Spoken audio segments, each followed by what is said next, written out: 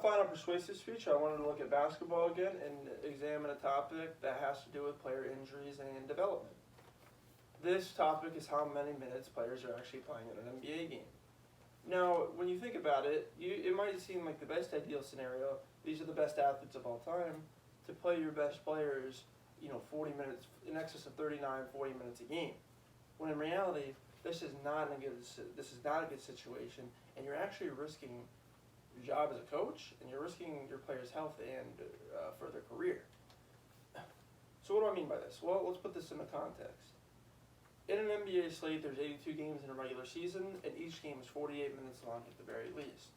Should you be playing your players anywhere over the 40-minute mark, every minute over that 40-minute mark is only an increase to the risk of their overall health. You want your best players to be the freshest come playoff time, so that you can put your best roster on the floor when you need it at the most.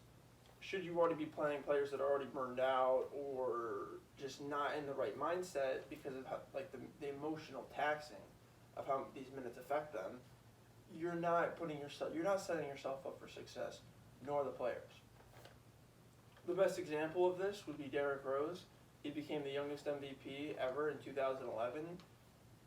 And his head coach, Tom Thibodeau, who is one of these gurus of overplaying your roster, overplaying your starters. He wants to put his best five out there all game. And in this scenario, Derrick Rose was in at the end, in his MVP season, was in at the end of a game, in a playoff game, during a blowout, which they had already won.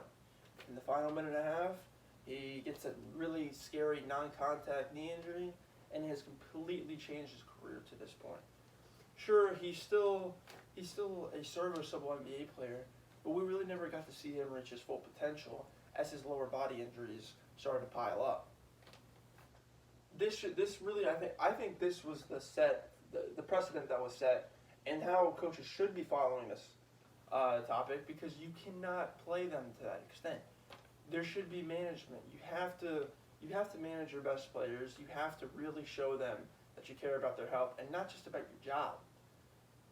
To do this, you need a roster that's filled out by the bench.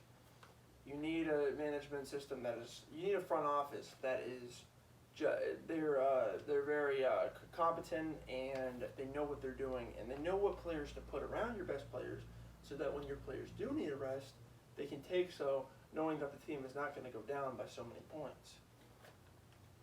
I've seen, there really is a correlation to the deeper your team is, and what I mean by that is having an 8-man rotation to where you're playing your 5 starters and 3 players off the bench, compared to a 5 and 5 where you have 5 starters and 5 players coming out, where you can rotate your starters out for your bench, seems to be the ones that usually win the rings.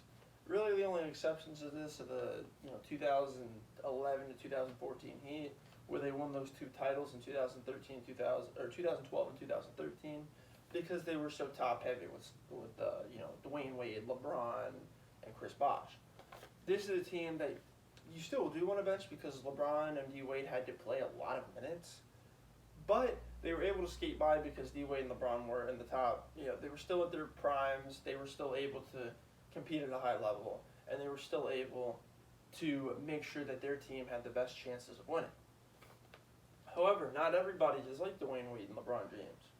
There are players. If you really look at the landscape of the NBA, there are only a handful of players that can put that amount of minutes on their body without significant repercussions.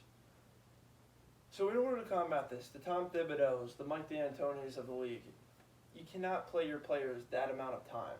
You have to have a roster that you can depend on, that you can count on, and that can take you to the finish line of games, so that you're not so dependent on your star talents.